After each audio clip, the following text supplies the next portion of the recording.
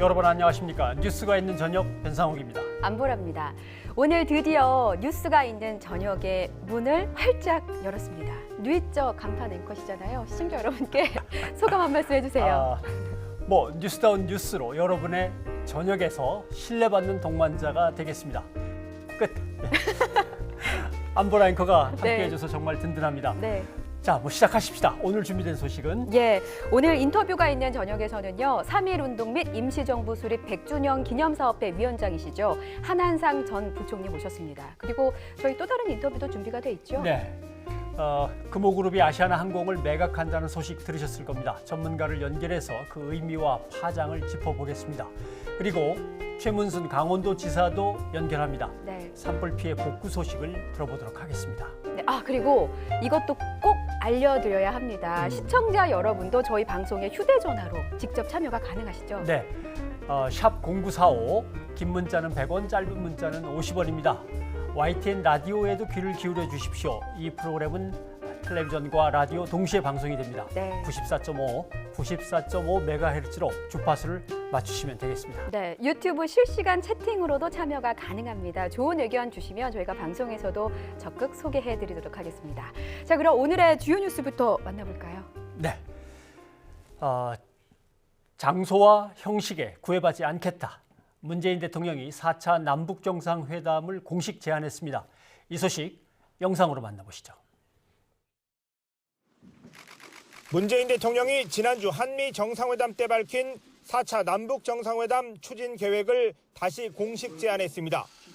이제 정상회담을 본격적으로 준비할 시점이라면서 실질적인 성과에 초점을 맞추자고 말했습니다. 북한의 형편이 되는 대로 장소와 형식에 구애되지 않고 남과 북이 마주 앉아 두 차례의 북미 정상회담을 넘어서는 진전된 결실을 맺을 방안에 대해 구체적이고 실질적인 논의를 할 수 있기를 바랍니다. 문 대통령은 김정은 북한 국무위원장도 시정연설에서 비핵화 대화 지속 의지를 보여줬다고 평가했습니다.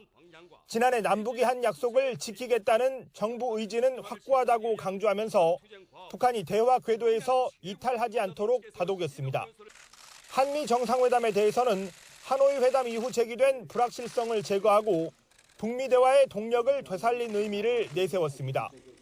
조속한 북미 대화 재개의 필요성, 남북관계 개선이 비핵화 대화의 보탬이 된다는 인식, 남북미 정상 간 톱다운 방식의 대화가 필수적이라는 데 공감했다고 강조했습니다. 트럼프 대통령도 김정은 위원장이 결단할 경우 남북미 정상회담이 가능하다는 뜻을 밝혔다면서 한미 간 엇박자 논란에 대응했습니다. 시험대에 올랐다는 지적을 받는 한반도 운전자론에 대한 의지도 분명히 했습니다. 남북관계와 북미관계의 선순환, 국제사회의 지지와 협력 강화 등 한반도 평화 질서를 만드는 데 책임과 역할을 다하겠습니다. 문 대통령은 대북 특사 파견을 포함해 4차 남북정상회담을 준비하는 방법은 구체적으로 언급하지 않았습니다. 북한이 응답하는 대로 이미 평양에 다녀온 서훈 국정원장이나 정의용 안보실장, 더 중량감 있는 이낙연 국무총리 등이 특사로 다녀올 가능성이 있습니다. 문 대통령은 4차 남북정상회담이 더 큰 결과로 가는 디딤돌이 될 수 있도록 최선을 다하겠다면서 한반도 운명의 주인은 우리라는 자세로 주도적인 중재 역할을 하겠다고 강조했습니다. YTN 신호입니다. 네, 오늘 날이 날이니만큼 북한에도 시선이 쏠렸죠. 네, 그렇죠.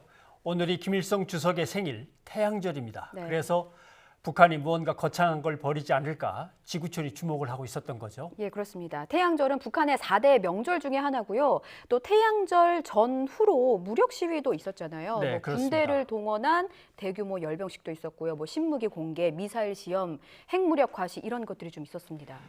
네, 올해는 이게 없었습니다. 예. 대규모 군중 대회만 열렸습니다. 영상으로 확인하시죠. 김일성 주석의 생일인 태양절은 북한이 가장 뜻깊게 기념하는 명절입니다. 주체 연호도 김 주석이 태어난 해인 1912년 오늘을 기점으로 하고 있습니다. 북한은 지난 2016년 태양절 미사일을 발사했고 이듬해엔 열병식으로 군사력을 과시했습니다. 굵직한 정치 행사를 잇따라 치른 직후 맞는 올해는 대규모 군중대회를 통해 정치적 결집을 강화하는 모습을 보였습니다. 미국의 한 매체가 예고했던 열병식은 없었습니다. 김정은 동지를 우리 국가의 최고 수위에 변함없이 높이 모신 크나큰 긍지와 환희가 온 나라에 차 넘치는 속에 태양절을 맞는 우리 인민은 북한은 김정은 위원장이 언급한 연말까지 지금의 북미 관계를 유지하며 경제 건설에 총력을 기울일 것으로 보입니다. 다만 그동안 고집해온 대미 협상안을 조정할 가능성이 있다는 분석도 나왔습니다. 국가정보원 산하 국가안보전략연구원은 김 위원장이 여전히 톱다운 방식을 중시하면서도 실무 협상을 제안할 가능성이 있는 것으로 분석했습니다. 실무 협상을 통해서 많은 진전을 이루고 그 다음에 정상회담의 부담을 감경시키는 그러한 전략으로 갈 가능성이 있죠. 또 기존의 대북 제재 완화 중심의 요구에서 벗어나 체제 안전을 담보할 새로운 상응 조치를 요구하고 나올 가능성도 있는 것으로 내다봤습니다. YTN 김지선입니다. 네, 이런 게 변화고 진일보라고 생각을 합니다. 예. 정확히는 지난해 4월에도 4.27 남북 정상회담이 있어서 북한의 무력 시위는 없었습니다. 결국 지난해에 이어 올해 이렇게 변화의 흐름이 쌓이고 쌓여서 한반도의 평화 체제가 이루어지는 거라고 생각을 합니다. 예. 자, 그런데 오늘도 정치권은 좀 시끌시끌합니다. 이미선 헌법재판관 후보자 주식을 다 팔았는데도 논란이 이어지고 있어요. 네, 국회 인사청문 보고서 채택 시한은 오늘입니다. 예, 그렇습니다. 그런데 여야 간에 접점을 찾기가 아주 쉽지는 않네요. 영상을 보시겠습니다. 이미선 헌법재판관 후보자 임명을 놓고 날선 공방전을 이어가고 있는 여야 원내대표들이 모처럼 한자리에 모였습니다. 4월 국회 일정을 협의하기 위한 자리였지만 냉랭한 분위기 속에 아무런 합의도 하지 못하고 성과 없이 헤어졌습니다. 더불어민주당은 이 후보자의 주식 관련 의혹이 모두 사실이 아닌 것으로 드러났다며 정권 흠집내기용 정치 공세를 그만두라고 야당을 압박했습니다. 한국당은 있지도 않은 의혹을 만들어내고 허위 사실을 유포하고 있습니다. 무책임한 정치 공세와 정권 흠집내기를 당장 그만둬야 합니다. 반면 자유한국당과 바른미래당은 이미선 후보자 사퇴와 청와대 인사라인 전체를 물갈이해야 한다고 목소리를 높였습니다. 문재인 대통령께 간곡히 호소합니다. 더 이상 5기 인사를 관철하려고 하지 마십시오. 이제는 이미선 후보자를 놓아 주십시오. 결자 해지 차원에서 후보자가 즉각 사퇴를 하든지 아니면 대통령께서 지명 철회를 하는 것이 마땅하다 이렇게 생각을 합니다. 한국당은 특히 이 후보자 부부를 검찰에 고발하며 공세 수위를 더욱 높였습니다. 청와대가 청문 보고서 재송부를 요청할 것이라며 사실상 임명 강행 방침을 분명히 한 가운데 이 후보자를 둘러싼 여야의 극한 대립으로 4월 국회 역시 빈손 국회로 전락할 수 있다는 우려도 나옵니다. YTN 최민기입니다. 네, 이번에는 검찰로 한번 가볼까요? 네, 이른바 김학의 동영상, 그 동영상 속의 피해자로 주목받고 있는, 그래서 자신이 그 당사자라고 밝히고 있는 여성이 검찰에 자진 출석했습니다. 네, 아무래도 피해자 신분이다 보니까 언론에 노출이 되지 않도록 비공개로 출석했는데요. 자세한 내용은 영상으로 확인하시죠. 김학의 전 법무부 차관에게 성폭행을 당했다고 주장해온 여성이 검찰에 스스로 출석했습니다. 김 전 차관의 성범죄 의혹과 관련해 검찰 수사단이 요청한 추가 자료를 제출하기 위해서입니다. 당시 상황을 직접 진술하겠다며 수사단 출석을 자청한 것으로 전해졌습니다. 이 여성은 사건의 발단이 된 동영상 속 여성이 자신이라고 과거 검찰 수사에서 밝혔던 인물입니다. 2006년부터 2008년 사이 김 전 차관과 건설업자 윤중천 씨에게 수십 차례 성폭행당했고 2008년 초에는 강원도 원주별장과 서울 역삼동 자택에서 성관계 장면을 억지로 촬영당했다며 지난 2014년 두 사람을 고소했습니다. 별장에서 있었던 일 그것만 알려져 있는데 그거 외에 서울 등지에서 상당 기간에 걸쳐서 아주 여러 차례. 하지만 검찰은 피해 주장을 믿기 어렵다며 무혐의로 결론냈습니다. 1년 전 수사 때는 동영상에 나오는 여성이 다른 사람이라고 말했고 촬영 시기도 수시로 번복했다는 점 등을 이유로 들었습니다. 이 여성은 첫 수사 당시 경찰에서 윤 씨와 김 전 차관이 돈이 든 것으로 보이는 봉투를 주고받는 것을 목격했다고 진술하기도 했습니다.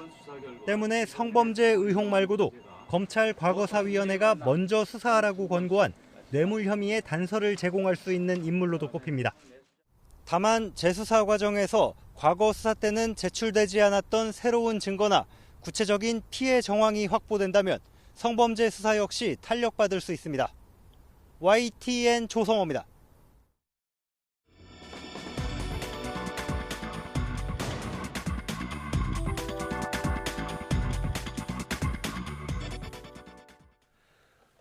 브리핑이 있는 저녁 시간입니다. 오늘 하루 국내에서 발생한 다양한 사건, 사고들을 알기 쉽게 정리해서 전해드리는 시간입니다. 네, 브리핑이 있는 저녁은 이현아 기자가 맡고 있습니다. 오늘의 브리핑 들어볼게요. 자, 이현아 기자 어서 오세요. 네, 안녕하세요. 반갑습니다. 오늘 어떤 소식 들고 오셨습니까? 네, 먼저 버닝썬 수사 관련 소식을 알아보겠습니다. 네. 이 가수 승리가 필리핀에서 생일 파티를 열면서 성접대를 했다는 정황이 경찰 수사 과정에서 포착이 된 건데요. 이는 버닝썬 사건 수사 2달 만에 나온 결과입니다. 시점은 2017년 12월 필리핀 팔라완 승리의 생일 파티로 거슬러 올라가는데요. 네. 클럽 버닝썬이 열기 직전입니다. 외국인 투자자 그리고 유흥업소 여직원 등 150여 명이 초대된 호화 파티였는데요.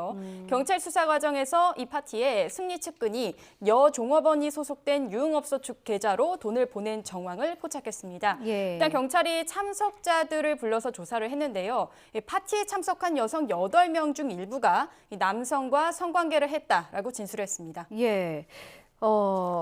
승리 측근이 여종업원이 소속된 유흥업소 측의 계좌로 돈을 송금했다. 이 부분이 핵심인 것 같은데 그럼 예. 경찰 수사는 어느 방향으로 흘러가는 겁니까? 예, 핵심은 대가성 여부를 입증하는 것입니다. 예. 일단 승리 등이 접대 목적으로 성매매를 알선했던 것인가 이 부분이 중요한 부분이라 볼 수 있는데요. 네. 경찰은 현재 성매매를 의심하고 있습니다. 근데 일단 여성들은 자발적 성관계를 했다라고 진술한 상황이죠. 근데 승리가 여성들의 여행 경비를 전부 부담한 점을 현재 경찰은 주목하고 있습니다. 네. 아까 말씀드린 대로 승리 측근이 해당 여성들이 소속된 유흥업소 측 계좌로 돈을 보낸 정황이 포착이 됐고 이것이 예. 매우 중요한 상황이죠. 그래서 성매매 알선 수사가 마무리가 되면 불법 촬영과 유포 그리고 탈세 등 다른 혐의와 함께 승리에 대한 구속영장이 신청될 예정입니다. 네. 현재 버닝썬 관련해서는 82명이 입건이 됐고요. 이 중 11명이 구속이 됐습니다. 또 버닝썬 이문호 대표나 엔하에 대한 보강 수사 마무리도 지금 현재 이루어지고 있는 단계입니다. 네.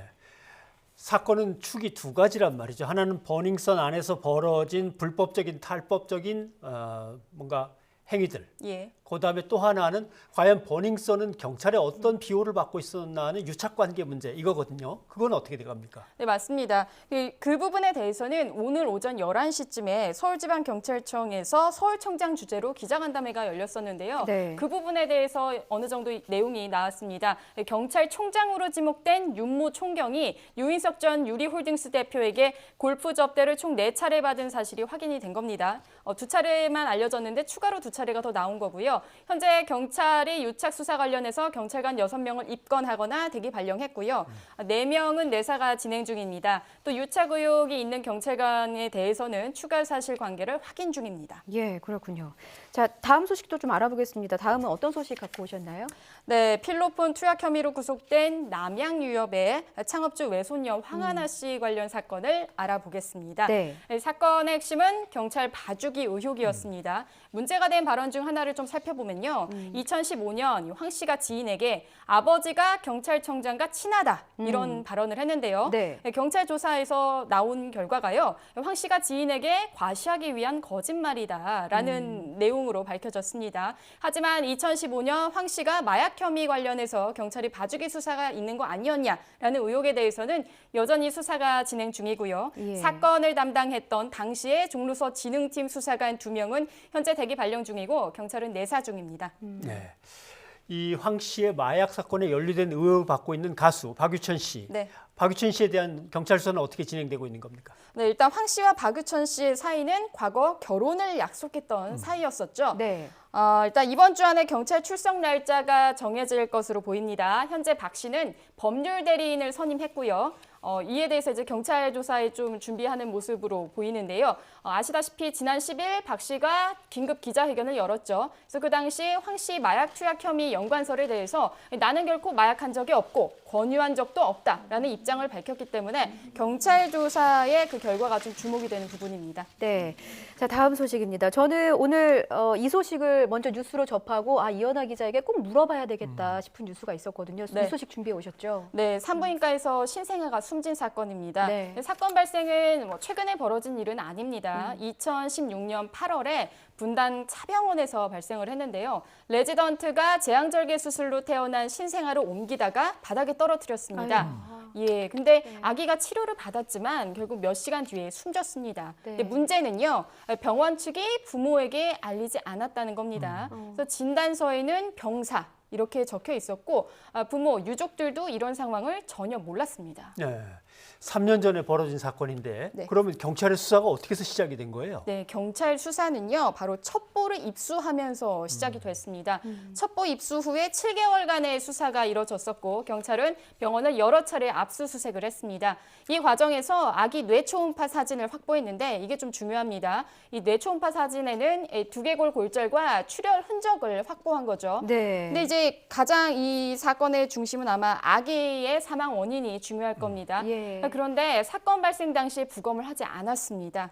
그리고 말씀하신 대로 사건이 발생한 지 꽤 시간이 흘렀죠. 그래서 경찰은 전문가의 감정을 20회 이상 하기도 했었습니다. 일단 경찰은 현재 증거 인멸 그리고 사망진단서 허위 발급 혐의로 의사 2명을 구속영장 신청했는데 네. 이와 둘러싸서 일각에서는 수술실 CCTV 설치 의무화에 대한 목소리도 높아지고 있습니다. 저는 이 소식을 보면서 궁금했던 게 그러면 아이의 부모는 네. 이 사실을 안 게 네. 경찰이 첩보를 입수한 그 시점이라는 거예요? 네, 그렇습니다.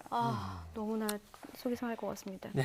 현재 병원 측의 입장도 좀 저희가 알아봐야 될 것 같은데요. 네, 예. 병원 측은요. 이 낙상 사고는 인정하지만 이 아기의 사망 원인이 사고는 아니다라는 입장입니다. 네. 당시 상모가 임신 7개월이었고 신생아가 굉장히 초미수가였다. 그래서 그 당시에 고위험 초미수가 상태로 분만을 했었는데 네. 이 레지던트가 신생아 중환자실로 긴급 이동하는 과정에서 미끄러져 아기를 안고 넘어졌다. 뭐 이런 얘기를 하고 있습니다. 예. 일단 이후 추가 상황에 대해서도 취재가 필요해 보입니다. 네, 알겠습니다. 이현아 기자 수고했습니다. 고맙습니다. 감사합니다.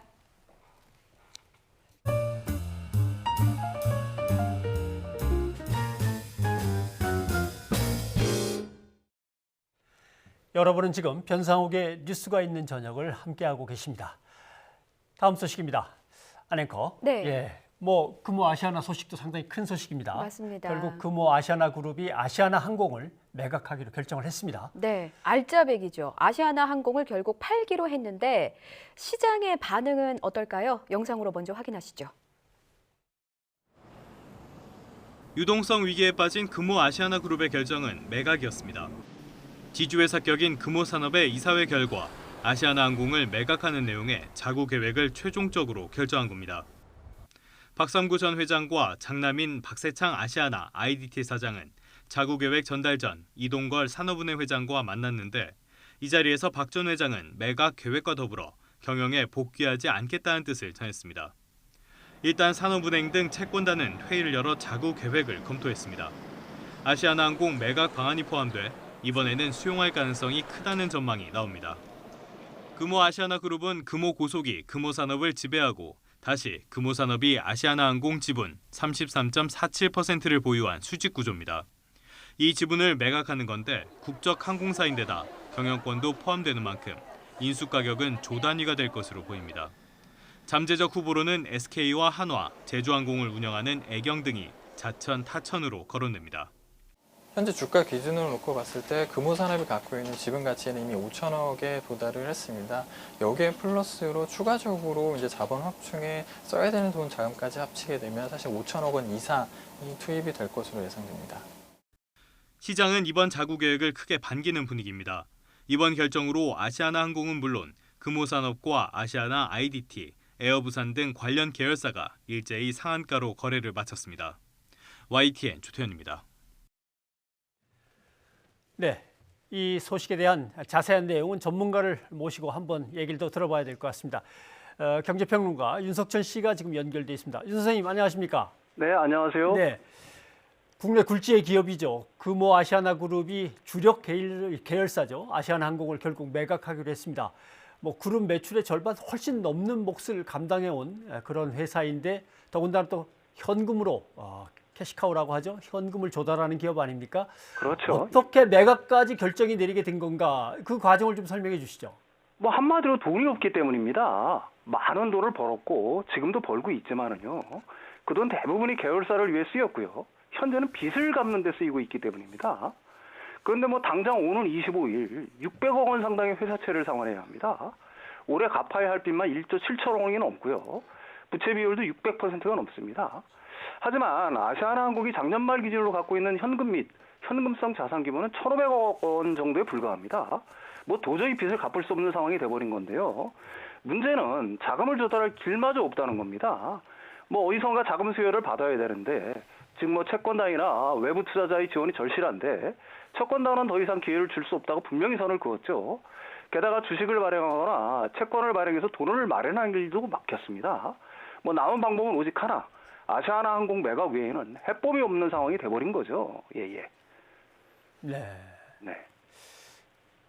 일각에서는 아시아나항공과 함께 자회사죠. 에어부산, 에어서울도 매각 수순을 밟아야 한다. 당연히 밟을 것이다. 이런 전망도 나오더라고요.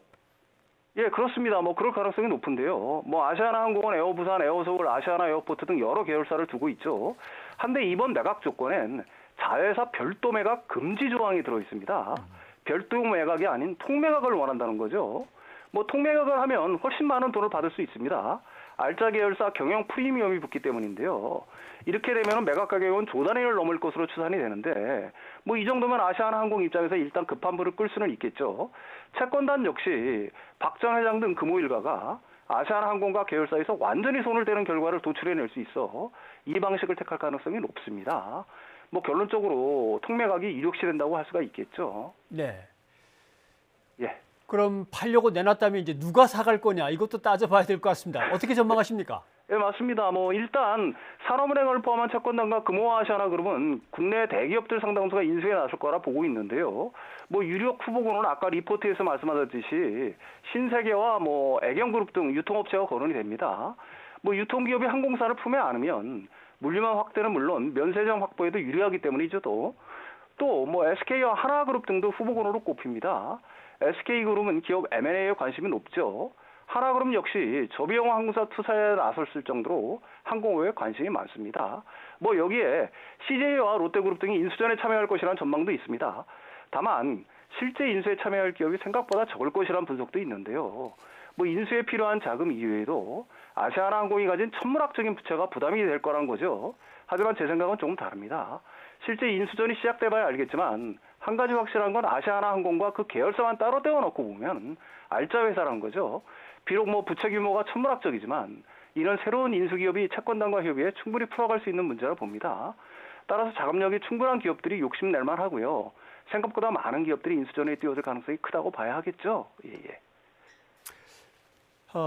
아시아나항공을 떼내면 뭐 금호그룹은 이것을 뭐라고 불러야 될지 모르겠습니다만 그냥 중견기업 아닙니까? 그렇다면 네, 맞습니다. 뭐 그 그룹 지배 구조에서 금호고속과 금호산업, 금호리조트 정도만 남게 되는데 한때 재계 7위에 올랐던 수리도 60위권 아래로 추락할 전망이고요. 뭐 이에 따라 그룹 지배 구조 변화도 불가피할 것입니다. 뭐 오노 3세인 박세창 사장은 현재 아시아나항공 계열사의 대표이사직에 있는데요. 하지만 이번 매각 결정으로 계열사 또한 통매각될 가능성이 높아지니까 아시아나항공 수장으로 가는 승계 과정은 사실상 불가능하게 됐습니다. 뭐 동시에 금호그룹 내에서 오노 일가가 갖는 입지도 한층 좁아질 전망인데요. 박상구 전 회장과 박세창 사장은 그룹 정상화를 위해 자신들이 갖고 있는 금호고속 지분 전량을 채권단에 담보로 제공키로 했기 때문인데요. 뭐 이렇게 되면은 결론적으로 사실상 뭐 3세 체제로의 전환은 당분간 어려울 거고요. 동시에 오노 일가 입지 또한 과거에 비해 한층 좁아질 것이 분명합니다. 예. 윤 선생님. 네네. 예. 7700님이 제가 궁금했던 걸 딱 물어주셨는데 뭐 마일리지는 그냥 무사한 거죠?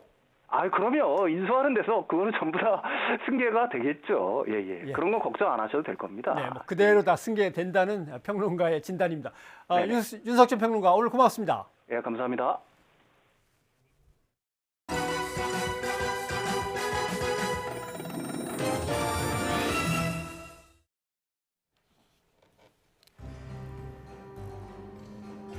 인터넷을 뜨겁게 달군 기사 종류 가리지 않고 다 모았습니다. 내 맘대로 탑3. YTN 페이스북에 올라온 기사 중에서 저희가 네티즌의 화를 돋운 탑3 기사부터 좀 살펴보도록 하겠습니다. 부들부들 화나요 1위는 단연 이 기사였습니다. 앞서 저희가 이현아 기자에게 자세히 설명을 좀 들어본 내용이죠. 분만 후 아이 떨어뜨려 사망, 은폐 의혹 의료진 입건 기사인데요. 지난 2016년 분당 차병원에서 일어났던 일입니다. 갓 태어난 아이를 옮기다 산부인과 의사가 아이를 떨어뜨렸고 곧바로 치료했지만 아이는 안타깝게도 숨졌죠. 그런데 병원은 이 사실을 부모에게 숨겼습니다. 아이는 두개골이 골절된 상태였지만 사망 진단서에 적힌 사인은 병사였습니다. 이 차병원 측에서는요, 신생아를 떨어뜨린 사고가 직접적인 사인이 아니라고 판단했다고 경찰에 진술했다고 합니다. 누리꾼의 화를 최대치로 돋운 기사 1위였습니다. 자, 이어서 2위는요, 홧김에 산불 낸 40대에 관한 기사입니다. 44살 허모 씨, 그제 낮에 도봉동 야산에 불을 질렀는데요. 알고 보니 산불 신고자였다고 합니다. 신고해줘서 고맙다 칭찬하려 했더니 방화범이라니요. 절대로 해서는 안 되는 행동입니다. 자, 화나요 탑3 마지막은 아베 신조 일본 총리 기사입니다. 6월에 오사카에서 G20 정상회의가 열리잖아요. 이 기간에 한일 정상회담 열지 않겠다. 아베 총리는 이런 생각을 갖고 있는 모양입니다. 자, 일본 총리 소식통은요, 한국 법원의 강제징용 판결 등과 관련해서 냉각된 한일 관계를 개선할 의사가 문재인 대통령에게 느껴지지 않는다라고 말했다고 하네요. 자, 얼마 전 WTO 한일 수산물 무역 전쟁에서 일본이 역전패를 당하기도 했잖아요. 이래저래 좀 영향을 미쳤던 것 같습니다. 여기 한 누리꾼은 이 기사에 이런 촌철살인을 남겼습니다. 살다 방사능 오염물질 수출하는 나라는 처음 봤다. 네, 자, 이번에는요, 누리꾼의 엄지척을 제일 많이 받은 좋아요 탑3 보시겠습니다. 황제는 영원하다. 골프 황제 타이거 우즈의 마스터스 역전 우승 소식이 1위에 올랐습니다. 특히나 우주의 부활을 이끈 의리의 사나이, 여기 이 캐디와의 포옹도 참 감동의 순간이었는데요. 이 캐디는 조 라카바입니다. 우주가 좋을 때나 힘겨울 때나 어려울 때나 9년간 곁을 지키면서 우주의 부활을 이끈 조력자 중에 한 명으로 꼽히고 있습니다. 11년 만에 우승 축하해요. 자, 내려가 보시면, 자, 2위도 스포츠 소식이네요. 사구를 던지고 이렇게 폴더 인사를 한 롯데 신인 투수가 누리꾼의 주목을 받았습니다. 어제 열린 경기였어요. 01년생 신인 투수 서준원 선수가요, 대선배인 NC 양의지 선수 몸에 맞는 공을 던졌거든요. 당황한 서준원 선수 바로 모자를 벗고 이렇게 90도로 폴더 인사를 했고요. 대선배인 양의지는 실력만큼이나 넓은 마음으로 이렇게 손을 흔들어 보이면서 사과를 받아줬습니다. 빛나는 스포츠맨십을 보여준 두 선수에게 누리꾼들은 격려와 박수를 보냈네요. 마지막 소식입니다. 우리나라뿐 아니라 전 세계를 뜨겁게 달군 인물이죠. 바로 BTS. 방탄소년단입니다. 신곡 작은 것들을 위한 시의 반응이 뜨거워도 너무나 뜨겁습니다. BTS 앞에 붙은 수식어들인데요. 유튜브 최단 시간 1억 뷰 신기록, 비틀스 이후 이런 팬덤은 처음 등등등 긴 말이 필요 없이 영상 바로 보시겠습니다. 전 세계를 들썩인 BTS 신곡 들으시고요. 뉴이저는 잠시 뒤에 찾아올게요. 내 맘대로 탑3였습니다.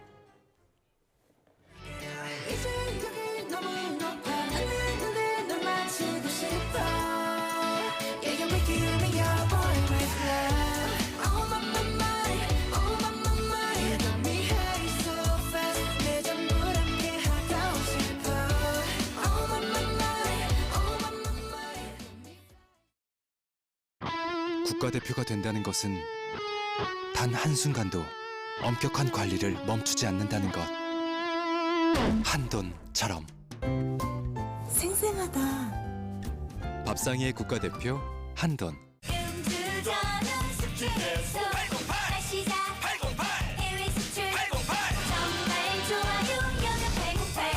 신제품 여명천사. 여명천사? 정말 좋아요. 누군가의 동반자가 되기 위해서. 아니마세 이니. 这就是农나무的정론。はいそうです。ขอบคุณครับ됐어. 우리는 정말 최선을 다해야 한다. 같이 해외 시장 개척하기. 좋은 사람 있으면 소개시켜줘. 사람 일자리 소개시켜주기. 삼촌 일어나. 일할 때 애들 봐주기. 사람이 기업이다. 기업은행이 동반자다. IBK 기업은행.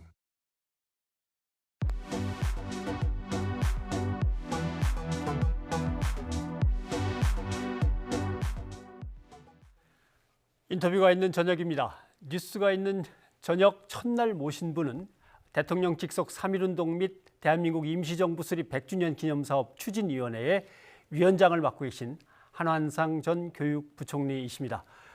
위원장님 어서 오십시오. 반갑습니다. 네, 반갑습니다. 예, 건강하신 모습 뵈니까 좋습니다. 뭐 별로 건강하지 않습니다. 아니 뭐 낯빛은 저보다 좋으신 것 같은데요. 시간이 많지 않아서 뭐 바로 좀 여쭤봐야 될 것 같습니다. 예. 지금 임시정부 100주년이라고 합니다만은 근데 위원장님도 가끔 아직 우리에게 진정한 광복은 오지 않았다라고 그렇죠. 가끔 말씀하셨는데 어떻게 해야 진정한 광복입니까? 예, 우선 진정한 광복이 오면은요 나라가 통일이 돼야 합니다. 그것도 평화적으로 통일돼야 합니다. 그런데 우리가 36년간 일제의 잔인한 총체적 고통을 당한 후에 우리에게 고통을 준 나라가 전쟁에서 패전했단 말이에요. 패전했으면 국제법에 의해서 패전당한 나라의 소위 식민지였던 나라는 해방이 돼야 하는데 우리는 해방 광복 안 오고 일본의 패전과 더불어 장구 한 74년에 분단이 왔어요. 그러니까 얼마나 억울합니까?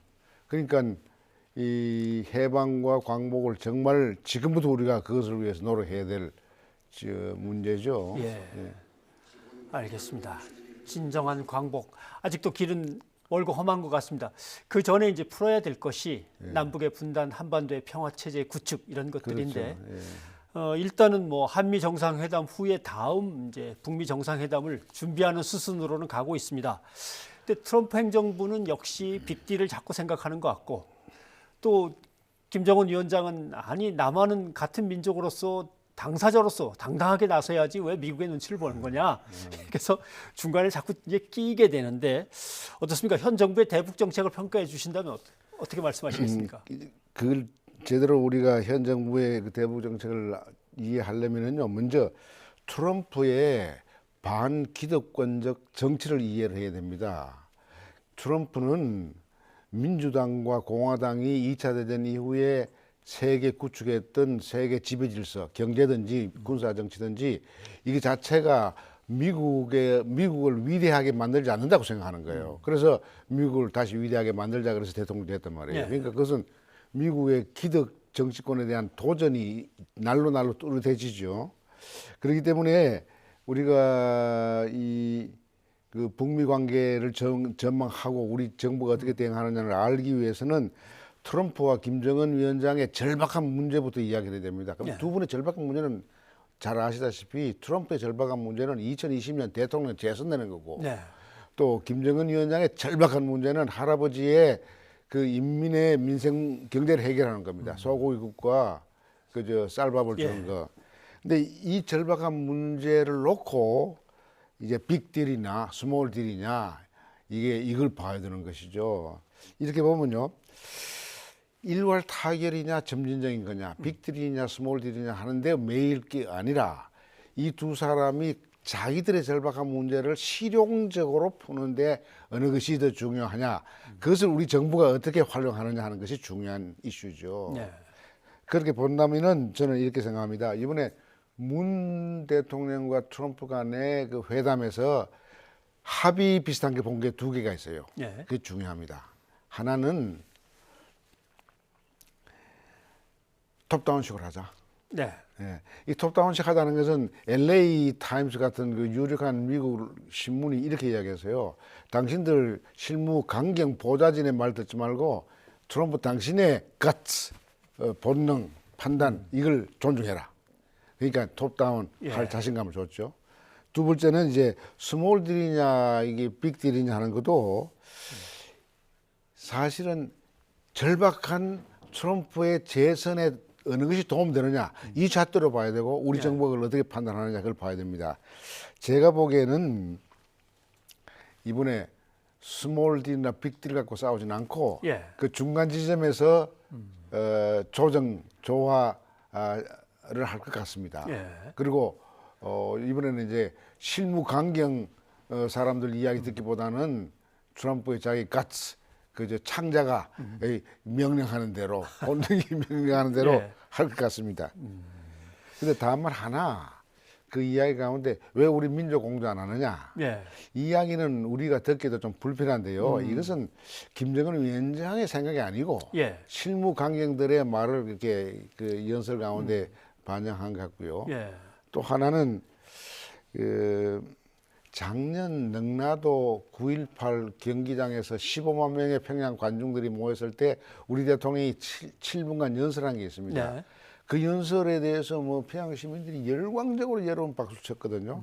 그것을 김정은 위원장이 알고 있어요. 그건 뭐냐면은 한반도의 핵을 없애고 평화의 터전을 만들어서 자손만대에 이게 넘겨주자. 그리고 우리는 5,000년 함께 살았다. 70년 짧게 헤어졌다. 우리는 강인한 민족이고 평화를 사랑하는 민족이다. 그 자긍심은 양 지도자 갖고 있는 것 같아요. 뭐 그때 터져나왔던 박수와 환호는 지금도 기억이 납니다만. 그러니까 오지랖 넓게 중재자만 하지 말고 할 때 그 오지랖이라는 게 우리가 흔히 폄하하면서 쓰는 의미하고 북한에서 일상적으로 쓰는 말하고 좀 다른 듯한 느낌이 들고요. 다를 수도 있고요. 설령 좀 부정적이 있다 하더라도 그것은 김정은 위원장이 5.18 광장에서 15만 명 평양 시민들의 그 함성을 기억하는 한 그건 걱정할 거 없다고 생각합니다. 알겠습니다. 걱정거리는 사실은 한국은 한국대로 미국은 미국대로 있습니다. 미국은 민주당 쪽에서 항상 트럼프를 견제하기 위해서 있는 것 없는 걸 다 동원하고 있고 한국도 뭐 남남 갈등이라고 흔히 표현합니다마는 야당이 사사건건 뭔가 문제를 제기하고 나서면서 발목을 잡습니다만 이 문제를 어떻게 좀 속 시원하게 해결할 수 없을까요? 근데 우리 변 선생도 잘 아시지만은 한국의 남남 갈등은요 극우와 극좌의 싸움이 아니고 정확히 말하면 극우와 진보 세력 간의 이 다툼입니다. 우리 한국에는 극좌가 없습니다. 볼셰비키가 없습니다. 그러니까 기껏 해봐야 북유라파의 그저 사회 보장을 철저히 해서 이 불평등을 해소하자는 쪽 그 정도거든요. 그러니까 이걸 해결하는 방법은 두 가지죠. 하나는 한국의 극우가 합리적인 보수로 전환하는 것.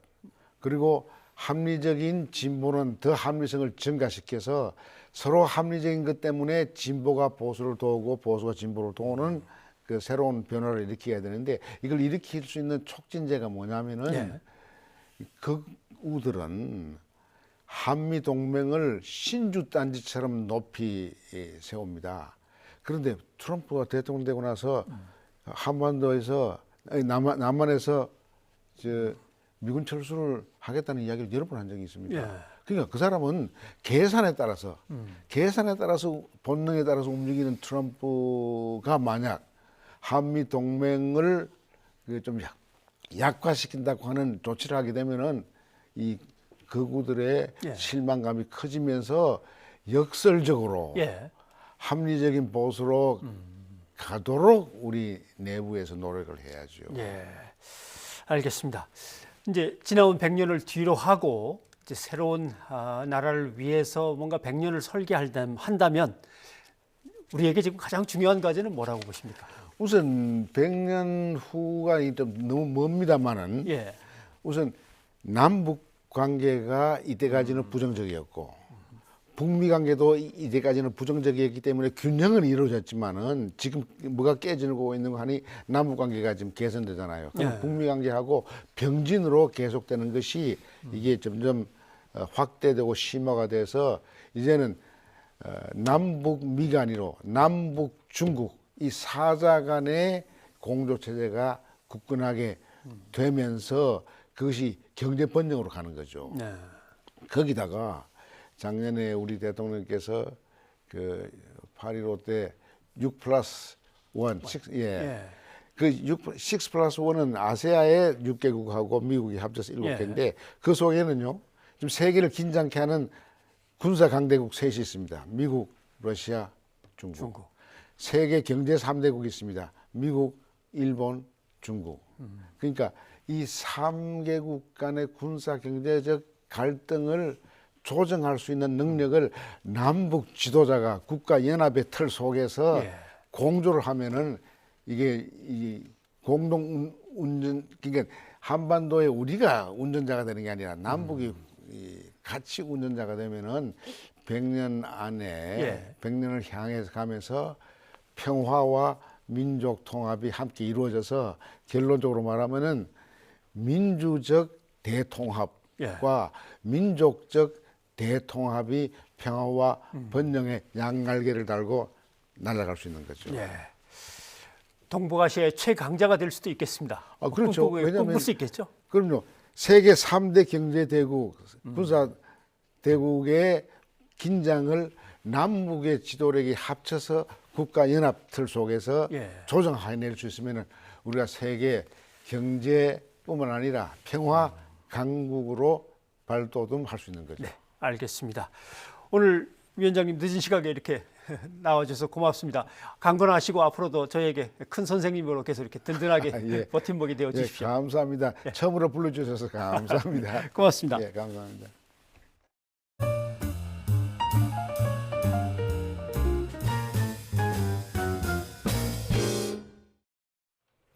세월호 참사 5주기를 하루 앞두고 있습니다. 희생자만 있고 참사를 책임진 사람은 없다. 세월호 유가족들이 참사 책임자 18명의 명단을 공개했습니다. 영상 보시죠.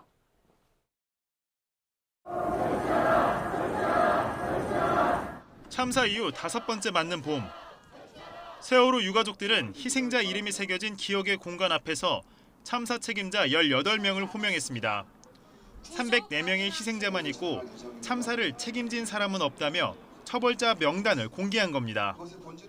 범죄 사실이 있으면 규명과 처벌이 동시에 가는 것입니다. 우리는 그래서 범죄 사실에 대한 이 책임자 처벌 수사가 지금 밝혀지지 않은 원인들의 진상 규명을 촉진시키게 될 것이라고 확신하고 있습니다.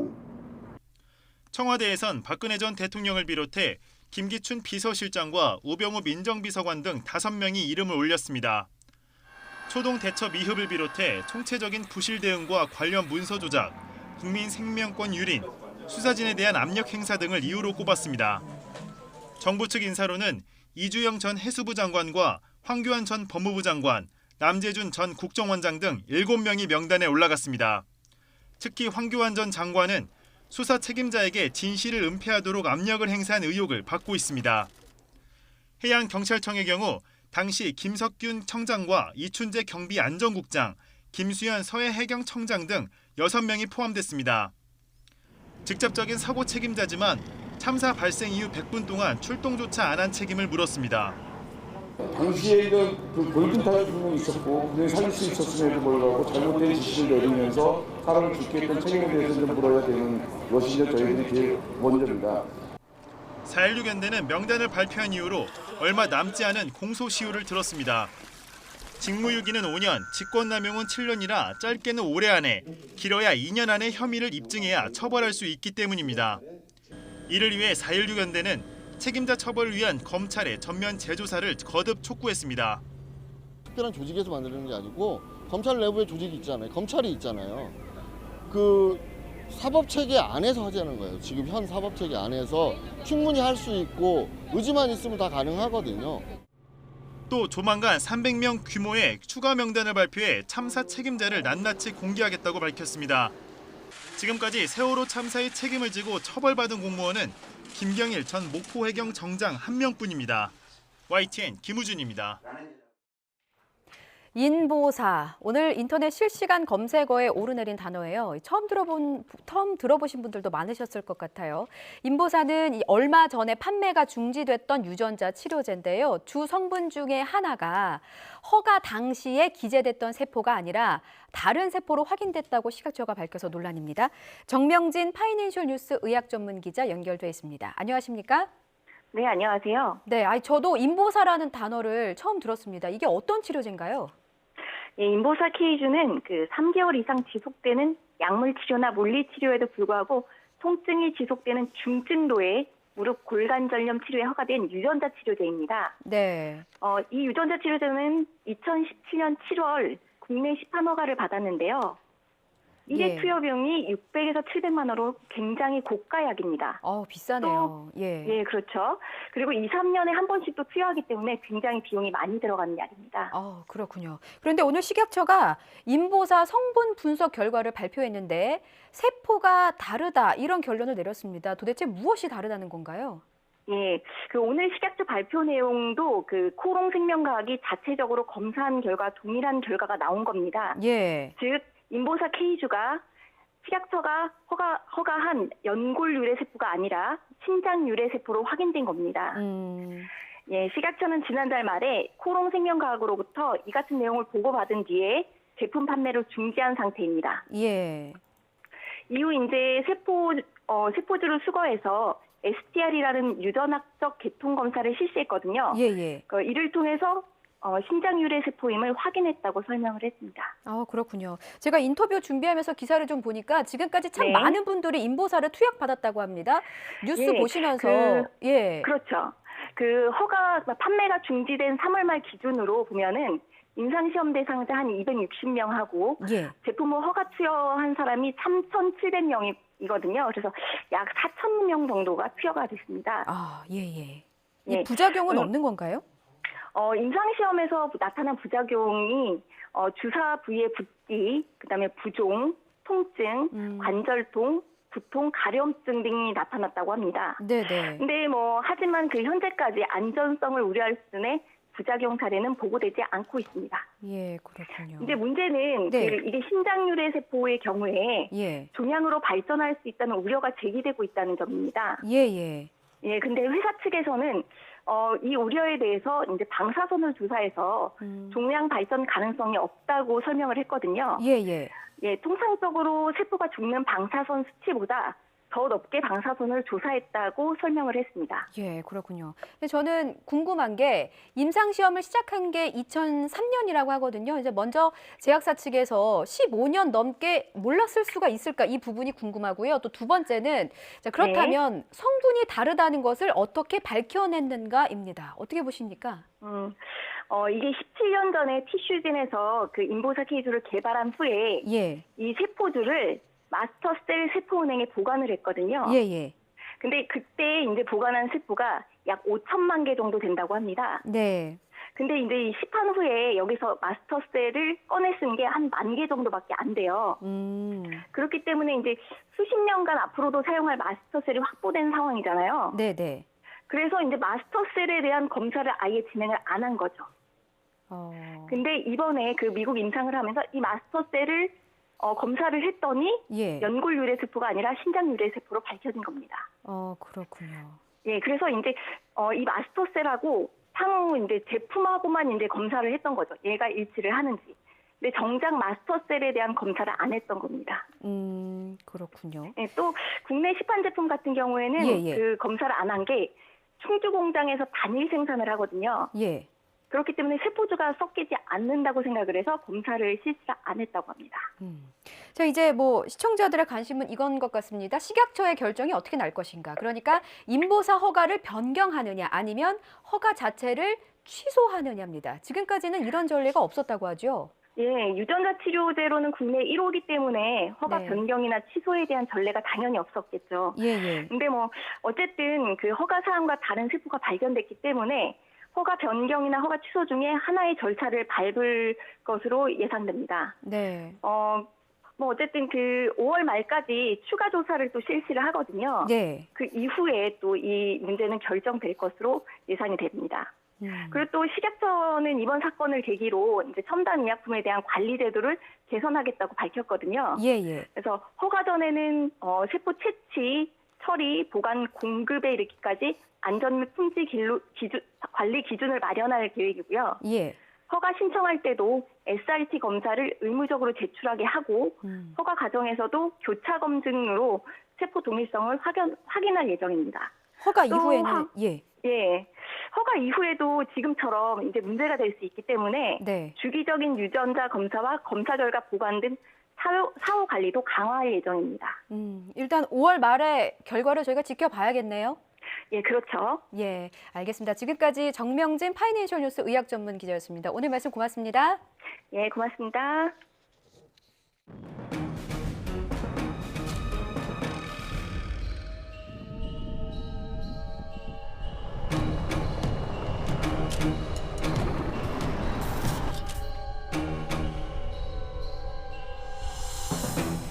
정부는 오늘 오전 9시부로 국가 재난사태를 선포하였습니다.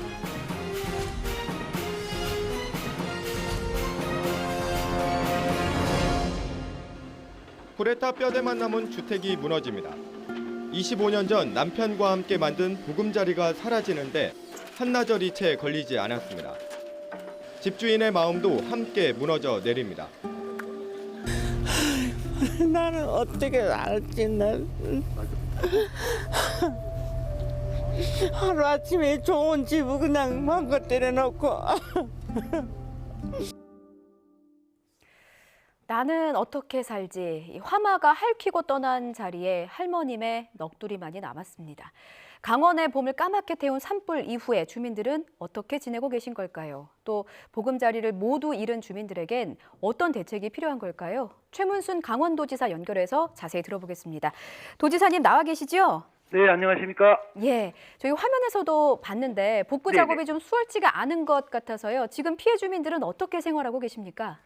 네, 뭐 비교적 빠르게 회복은 하고 있지만 예. 아직도 이제 학교 대피소에 계신 분들이 42분 정도가 계십니다. 예. 그리고 이제 950여 분이 임시 거주 시설로 들어가 계신데요. 예. 이 임시 거주 시설은 이제 여러분들이 좋은 시설들을 많이 내주셔서 수련원이나 연수원 같은 데 가 계십니다. 비교적 좀 이분들은 안정돼 있는데 예. 아무래도 뭐 아무리 안정돼 있다고 그래도 당신들의 집만은 못해서 불편하고 그렇죠. 부족한 상태가 되겠습니다. 예. 가능한 한 빠른 속도로 본래의 상태로 되돌려놓는 게 저희 복구의 목표가 되겠습니다. 아유, 많은 애를 좀 쓰셔야겠습니다. 네네. 예, 이게 산불은 빠르게 진압을 했지만 앞으로 한 달 동안은 비상 상태를 유지해야 한다고 들었는데 이유가 뭔가요?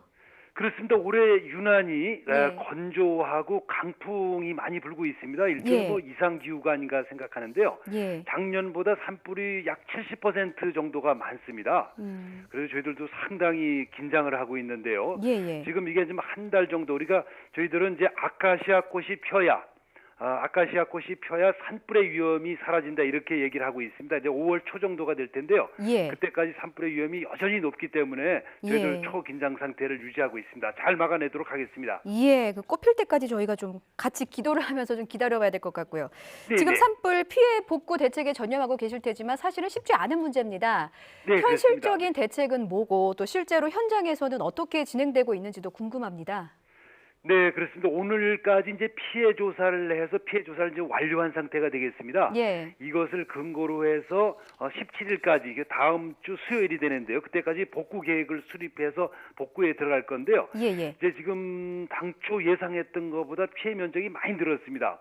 우선 이제 그 중에서도 주택 피해가 좀 많이 늘어서 지금까지 600채 정도가 전소된 걸로 집계되고 있고 또 예. 기업 피해도 좀 커서 한 250개의 기업체가 피해를 봤습니다. 근데 이게 지금 조금 전에도 말씀하셨다시피 법 규정에 이것들을 완전히 회복시켜 드릴 수 있는 규정들이 없기 때문에 예. 저희들이 총리께서도 이런 법 규정을 넘어서는 그런 피해 복구 대책을 마련하겠다고 말씀을 하셨고 저희들도 최대한 원상 회복에 가깝게 하는 예. 노력을 기울이고 있습니다. 예, 말씀이 나와서 말인데 이 정부의 소방 관련 예산 지원을 요청할 계획이라고 제가 들었습니다. 이게 구체적으로 어떤 내용인지 소개 좀 해주시죠.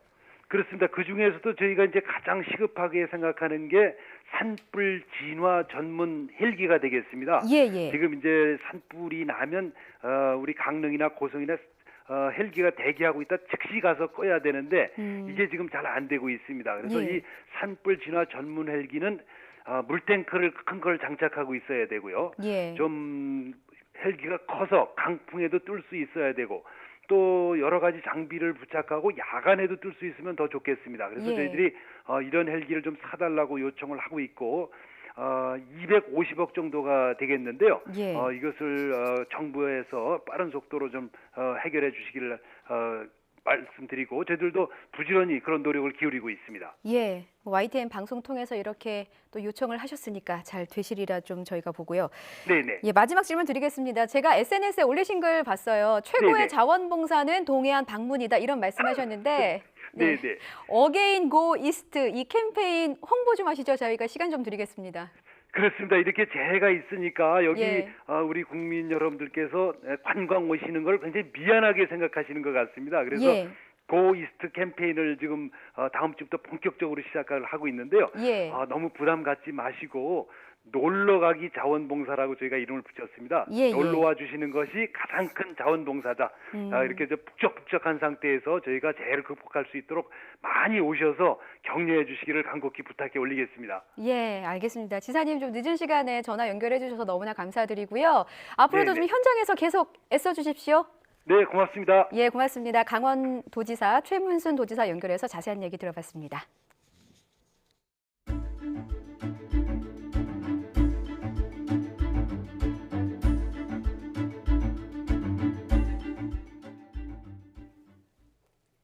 이번에는 국경 없는 저녁 시간입니다. 저녁 이 시간만큼은 국경을 허물고 우리의 마음을 열고 다른 나라의 소식에 귀를 기울여 보기로 하죠. 8년 전 중동을 휩쓸었던 아랍의 봄 기억하시죠? 이번에는 발칸반도의 민주화 운동이 번지고 있습니다.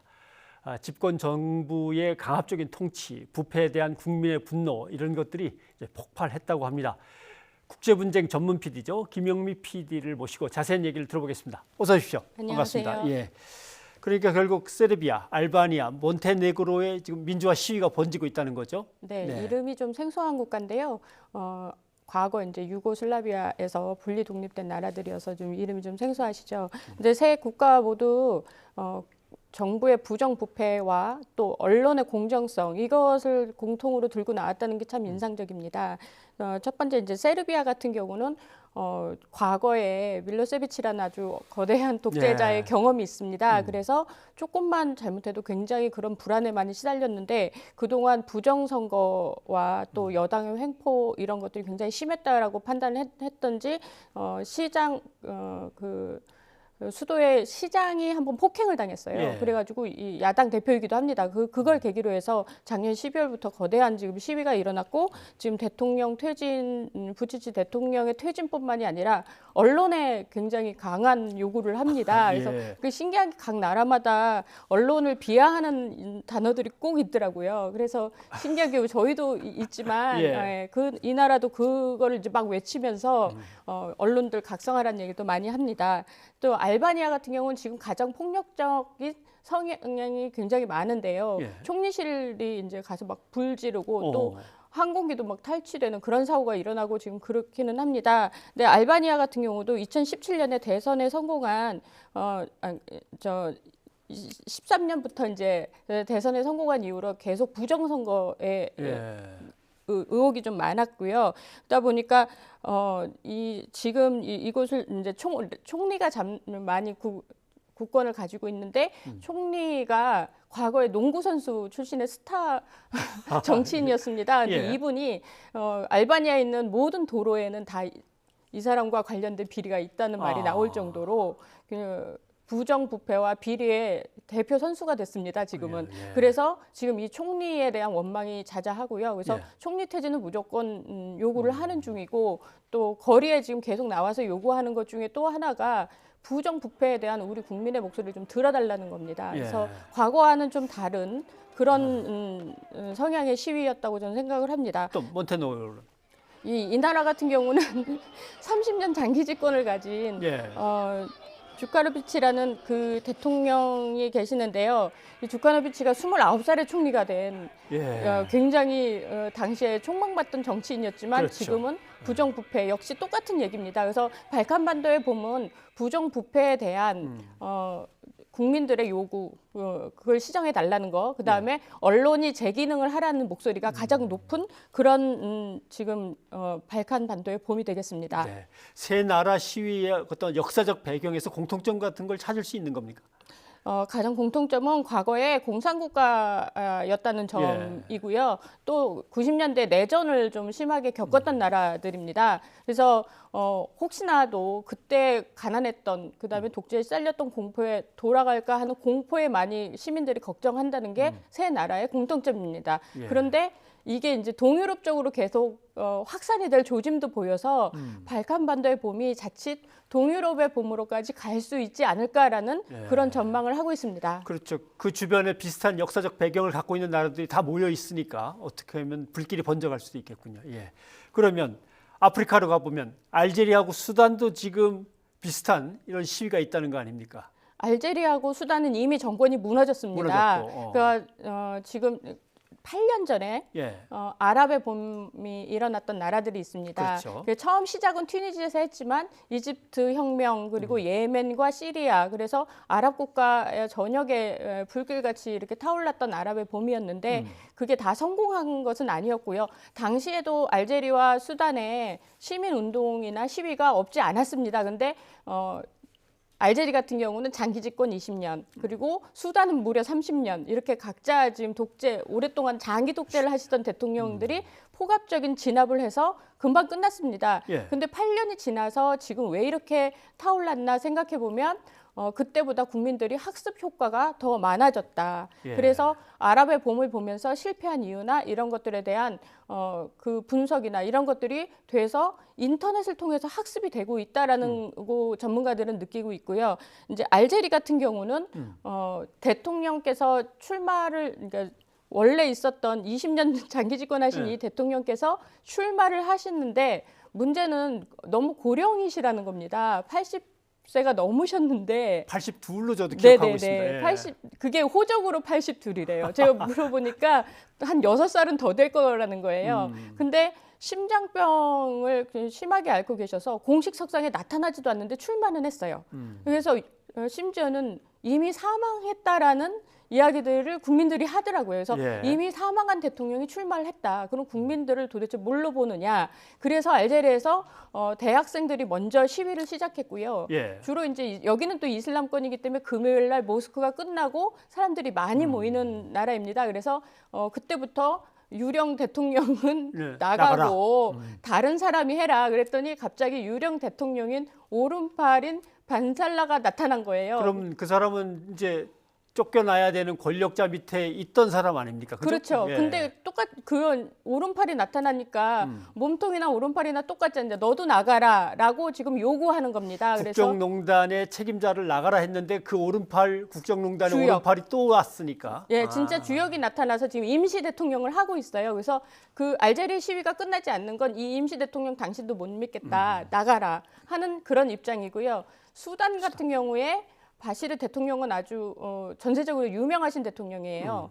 다이프로 내전의 학살 책임자이기도 해서 국제형사재판소에서 무려 2차례나 체포영장을 발부를 받았지만 거절했고 무려 10년이 넘게 해외 순방을 절대 할 수 없는 나가면 체포되거든요. 그러던 대통령이십니다. 그래서 무려 30년간 수단의 장기 독재를 하셨지만 이번에 작년 12월 달에 수단의 빵값을 올렸어요. 그래서 빵값을 올렸다는 건 다른 물가도 다 올랐다는 얘기인 거거든요. 경제가 안 좋아지는 이유가 유럽이 경제 위기가 되면서 아프리카의 어떤 기부나 이런 것들이 굉장히 원조 이런 게 줄었습니다. 그런 상황에서 빵값이 오르니까 화가 났던 거죠.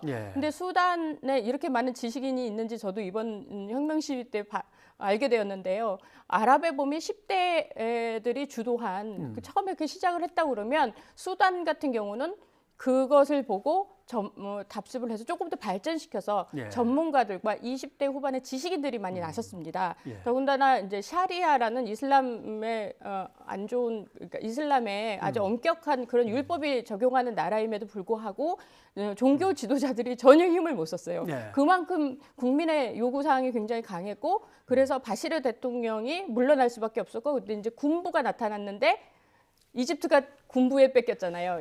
그렇죠. 이집트 혁명. 이걸 또 본 거예요. 시민혁명 다음에 군부가 나타났을 때 군부를 믿으면 안 된다는 교훈이 있는데 그걸 네. 이제 해내야 되는 거죠. 예. 그래서 저도 깜짝 놀랐는데 이번에 수단 지식인들이 12대가 바로 요구한 게 문민 정부를 들고 나온 거예요. 예. 그래서 아마도 아랍의 봄이 8년 전에 있었던 아랍의 봄이 수단에게는 굉장한 학습 효과를 줬고 지금까지 이런 시위들을 주도하는 예. 원동력이 되지 않았나 그렇게 알겠습니다. 생각을 합니다. 그래서 아랍의 봄 2.0이라고 아마 뒤에다 숫자를 붙이는 것 같긴 합니다만 업그레이드가 좀 됐거든요. 예, 이번에 성공할 수 있을지 한번 지켜보겠습니다. 오늘 고맙습니다. 이렇게 나와주셔서 김영 PD님 수고하셨습니다. 감사합니다. 오늘 첫날이었어요. 많이 힘드셨죠? 예, 뭐 긴장도 되고 시작 전부터 목이 쉬고 네. 온몸이 좀 쑤시기도 하고 날 탓인가? 아닙니다. 너무 잘 해주셨어요. 지금 시청자 여러분의 문자가 많이 쏟아졌는데 특히나 7125님 기존 뉴스와 너무 다른 편한 분위기여서 좋았다. 8825님 뉴스의 역사를 써내려 가시라 이렇게 축하의 메시지 보내주셨습니다. 뉴스가 있는 저녁을 위해서 저희는 저녁이 없는 삶을 선택했는데 괜찮으시죠? 숙명으로 받아들이겠습니다. 예. 저희는 그렇다 치고 뉴이저의 시청자분들은 저희와는 달리 푸근한 저녁이 있기를 저희가 소망합니다. 네, 언론 인터뷰에서 또 따뜻한 저녁을 위해서 네. 시도 소개한다고 하셨잖아요. 혹시 준비해 오셨나요? 네, 오늘 제가 좋아하는 시 네. 소개하려고 가지고 나왔습니다. 이상국 시인의 오늘은 일찍 집에 가자라는 시인데 네. 다는 못 읽겠지만 제가 줄여서 몇 군데만 좀 읽어보려고 합니다. 오늘은 일찍 집에 가자. 부엌에서 밥이 잦고 찌개가 끓는 동안 헐렁한 옷을 입고 아이들과 뒹굴며 장난을 치자. 나는 벌서듯 너무 밖으로만 돌았다. 어떤 날은 일찍 돌아가는 게 세상에 지는 것 같아서 길에서 어두워지기를 기다렸다. 또 어떤 날은 상처를 감추거나 눈물 자국을 안 보이려고 온몸에 어둠을 바르고 돌아가기도 했다. 그러나 이제는 일찍 돌아가자. 저희도 이제 그만 퇴근하죠. 예. 자, 이 시를 끝으로 뉴스가 있는 저녁 뉴이저는 여기서 인사드리겠습니다. 시청해주신 여러분 고맙습니다. 고맙습니다.